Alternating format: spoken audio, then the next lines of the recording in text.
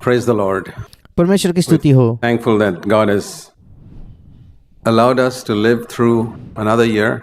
हम परमेश्वर के प्रति बहुत धन्यवादी है कि उसने हमें अनुमति दी एक और साल भर हम जीवित रह सके। And at the end of every year, it's good for us to take stock of how we have lived, to look to the past. और हर साल के अंत में ये एक अच्छी बात है कि हम पीछे मुड़कर देखें कि हम बीते वर्ष में किस प्रकार से हमने जीवन जिया है, And look to the future. और उसी के साथ साथ हम भविष्य को भी देखें। Because it doesn't have to be December 31st, it must be sometime in the year. December 31st is a convenient day because ये ज़रूरी नहीं कि हम ये काम 31 दिसंबर को ही करें। 31 दिसंबर बड़ा ही एक सुविधाजनक दिन हो जाता है, or January 1st because चाहे दिसंबर का 31 तारीख हो या जनवरी की पहली तारीख हो, we see the change of a calendar year. क्योंकि हम देखते हैं कि एक वर्ष जो है वो बदल चुका है। But it is God who determined that the earth should go around the sun in 365 and a quarter days. पर परमेश्वर ही है जिसने इस बात को तय किया, इस बात को निर्धारित किया कि हमारी जो पृथ्वी है वो सूर्य के आसपास अपने परिक्रमा को 365.25 दिन में पूरा करे। So that's once in a year. It's very good to take stock of our lives. और इसलिए वर्ष साल में एक बार ये बहुत अच्छा है कि हम अपने जीवन का मूल्यांकन करें कि हमारा जीवन कैसा रहा है, And especially look towards the future. और विशेषकर हम भविष्य को देखते हुए इस बात को करें। And last month when I was asked to share something for the calendar, this is the word that came to my heart. और पिछले महीने जब मुझसे पूछा गया कि मैं कैलेंडर के लिए कुछ बांटूं, तो ये वचन मेरे हृदय में आया, Which is up here on the back. और जो अब यहाँ मेरे पीछे लगा हुआ है, In Deuteronomy chapter 11, व्यवस्था विवरण उसका 11वां अध्याय। the children of Israel had come to the end of their 40 years of wandering because of their disobedience. और इस्राएल की जो संतानें थी, इस्राएल के जो लोग थे, वो अपने 40 साल के जो जंगल में उनका जो भटकना था उसके अंत तक आ गए थे, और ये इसलिए हुआ क्योंकि वे अनाज्ञाकारी रहे थे। And finally decided to go into the land in which God wanted them to go. और आखिरकार उन्होंने तय किया कि वे उस देश में प्रवेश करेंगे जिसमें परमेश्वर चाहता है कि वे प्रवेश करें। 38 years earlier. 38 वर्षों पहले जो प्रभु चाहता था। We must keep that in mind as we read this. हमें इस बात को याद रखना है जब हम इसे पढ़ते हैं। When the children of Israel left Egypt, जब इस्राएल के लोग मिस्र देश छोड़कर आए, they had obeyed God, put the blood on the door. उन्होंने परमेश्वर की आज्ञा मानी थी, उस लहू को अपने दरवाजों पर लगाया था। They went through the Red Sea, a picture of baptism. उस लाल समुद्र से होकर वे गुजरे थे, मतलब बपतिस्मा का वो ये एक चित्र है। The cloud came upon them, a picture of the baptism in the Holy Spirit. वो बादल उन पर आया जो पवित्र आत्मा के बपतिस्मा को दर्शाता है। So they were a picture of believers, और ये विश्वासियों का चित्र है, redeemed by the blood, लहू के द्वारा छुड़ाए हुए, away from the world, which is Egypt, इस संसार से दूर किए गए जो मिस्र है, baptized in water, पानी में उनका बपतिस्मा हुआ, baptized in the Holy Spirit. पवित्र आत्मा का बपतिस्मा हुआ। And then God planned that they should wander for 2 years and then enter the promised land. और परमेश्वर की पहली योजना ये थी कि 2 वर्ष तक जब वो जंगल में रहेंगे और फिर वो उस वायदे के देश में प्रवेश करेंगे। So after 2 years, God brought them to the borders of Canaan. और इसलिए पहले 2 वर्षों के अंत में परमेश्वर उनको कनान देश की सीमा पर ले आया, And they turned back और वे वहां से पीछे मुड़ गए because they did not believe God's word. क्योंकि उन्होंने परमेश्वर के वचन पर विश्वास नहीं किया। They did not believe that God was able to help them to overcome all the giants. उन्होंने ये विश्वास नहीं किया कि परमेश्वर उनकी सहायता करेगा सारे दानवों पर विजय पाने के लिए। And so they turned back in disobedience. और इसलिए अनाज्ञाकारिता में वे पीछे मुड़ गए। And God said, okay, you'll wander now और परमेश्वर ने कहा ठीक है, अब तुम यहीं भटकोगे for 38 years. At 38 the end वर्षों of तक। 40 years, finally, when all that period was over, और 40 वर्षों के अंत में, मतलब ये पूरे वर्ष जब खत्म हो गए, उसके बाद में Moses tells them, Now you're about to enter this land. मूसा इनसे कहता है कि अब तुम इस देश में प्रवेश करने पर हो। This is the land which you are about to cross, Deuteronomy 11:11, और व्यवस्था विवरण 11:11 is a land of hills and valleys, drinks water from the rain of heaven. That's the main thing.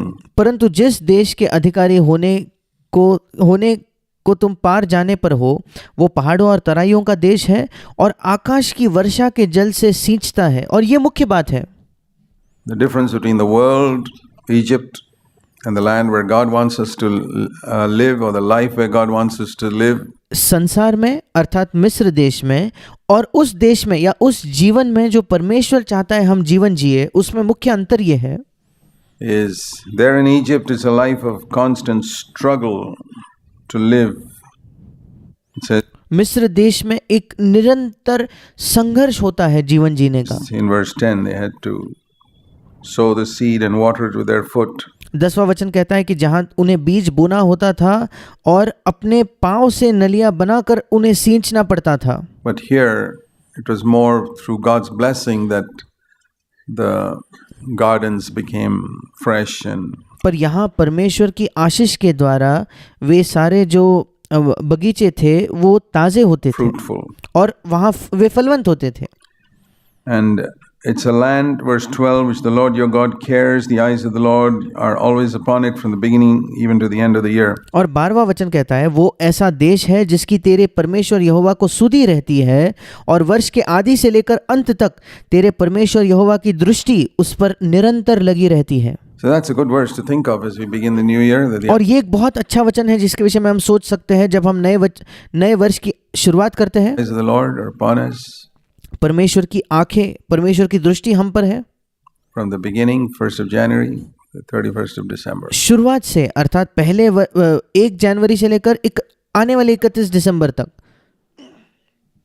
And so first of all we can think of where the eyes of the Lord began to be upon us. और इसलिए सबसे पहले हम इस विषय में सोच सकते हैं कि वो पहले बार कब था जब परमेश्वर की दृष्टि हम पर पड़ी, परमेश्वर की आंखें हम पर पड़ी। The eyes of the Lord were upon them when they were in Egypt. जब ये लोग मिस्र देश में थे तब भी परमेश्वर की दृष्टि उन पर थी। That's how they were saved. ऐसे ही तो उनका उद्धार हुआ। But they disobeyed after that. पर उसके आगे वे अनाज्ञाकारी रहे। So if you turn with me first of all to Psalm 139. और अगर आप मेरे साथ निकालिए भजन संहिता 139। Psalm 139. Bhajan Samhita 139। Now remember, even though David wrote it, he was inspired by the Holy Spirit. अब इसे याद रखिए कि इसके बावजूद कि ये भजन दाऊद ने लिखा है, पर पवित्र आत्मा की प्रेरणा के द्वारा उसने ये लिखा है। To write. So there's truth in it which is from God. और इस वचन में एक ऐसा सत्य है जो परमेश्वर की ओर से है। Psalm 139 and verse 16. भजन 139 और उसका 16वां वचन। This is a great verse again about the eyes of the Lord being ये एक अद्भुत वचन है। फिर एक बार ये वचन वही बताता है कि परमेश्वर की आंखें हम पर है। upon us, and it's a question of when it started being upon us. और प्रश्न ये है कि परमेश्वर की आंखें हम पर कब पहले बार पड़ी। It's not when we were born again. That's the ये नहीं कि जब हमारा नया जन्म हुआ। interesting thing. यही दिलचस्प बात है। When did the eyes of the Lord first come upon you? कब पहले बार परमेश्वर की दृष्टि आप पर आई, कब पहले बार परमेश्वर की आंखों ने आपको देखा। Is it the day you decided to come to Christ? क्या ये वो दिन था जब आपने तय किया कि आप मसीह के पास आओगे? No. नहीं। Your eyes, Psalm 139:16, have seen my unformed substance. भजन संहिता 139 उसका 16वां वचन कहता है, तेरी आंखों ने मेरे बेडौल तत्व को देखा।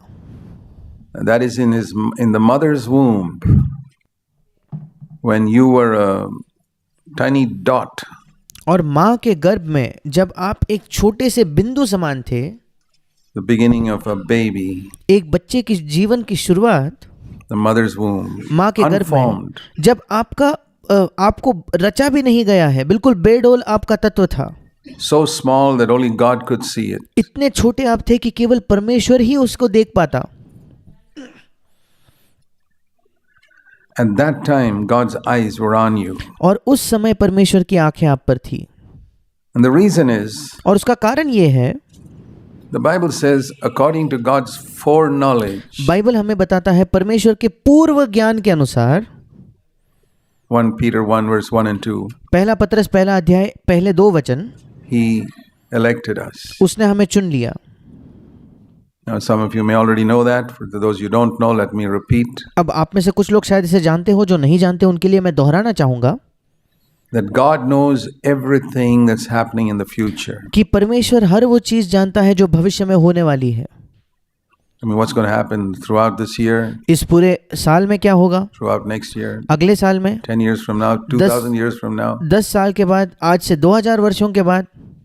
When did He know it? ये सब परमेश्वर कब जानता था? He knew it before He created Adam. वो आदम के सृष्टि करने से पहले इन बातों को जानता था। He knew it before He created the angels. He knew स्वर्गदूतों को बनाने से पहले वो जानता था। it before Genesis 1 verse 1. उत्पत्ति पहला अध्याय पहले वचन के पहले से वो जानता था। He knew the future. वो भविष्य को जानता It's था। very difficult for our mind to comprehend this. और इस सत्य को समझना हमारे मन के लिए, हमारे दिमाग के लिए बहुत मुश्किल है। There are many things about God. They are true. परमेश्वर के बारे में कई चीजें हैं जो सच है, सत्य है, Can't comprehend it because our mind is so small. It's पर like हम उसे नहीं समझ सकते क्योंकि हमारा मन इतना छोटा है।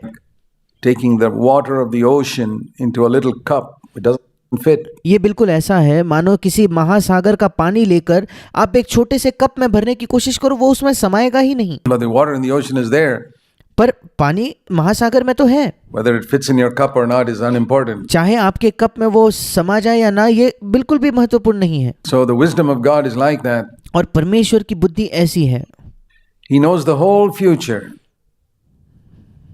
Now God's given us a mind to understand it a little bit. वो संपूर्ण भविष्य को जानता है और परमेश्वर ने हमें कुछ समझ दी है कि हम इस सत्य को समझ पाए।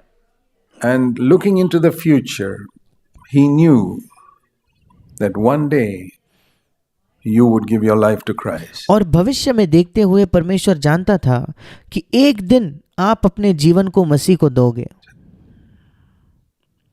And because He knew that, और क्योंकि वो ये जानता था, maybe you gave your life to Christ when you were 15, 20, 30, I don't know. शायद आपने अपना जीवन मसीह को दिया जब आप 15, 20, 25 वर्ष के थे, मैं नहीं जानता कब, But God knew that पर परमेश्वर उसे जानता था before you were born. आपके जन्म से पहले। And so, when that little baby was being formed in your mother's womb, और इसलिए वो छोटे बच्चे की जब उसको निर्माण किया जा रहा था, वो बन रहा था उसके माँ के गर्भ में, God said, well, this is somebody who's going to give his life to me परमेश्वर ने कहा ये एक ऐसा व्यक्ति है जो अपना जीवन मुझे देने वाला है 20 years from now. आज से 20 वर्षों बाद। This is someone who's going to give his life to me and surrender to me 30 years from now. ये एक ऐसा व्यक्ति है जो अपना जीवन भी मुझे देगा और 30 वर्षों बाद अपने जीवन को मुझे समर्पित करेगा। So I'm going to have my eyes on him from this moment. और इस क्षण से मेरी आंखें उस पर होगी।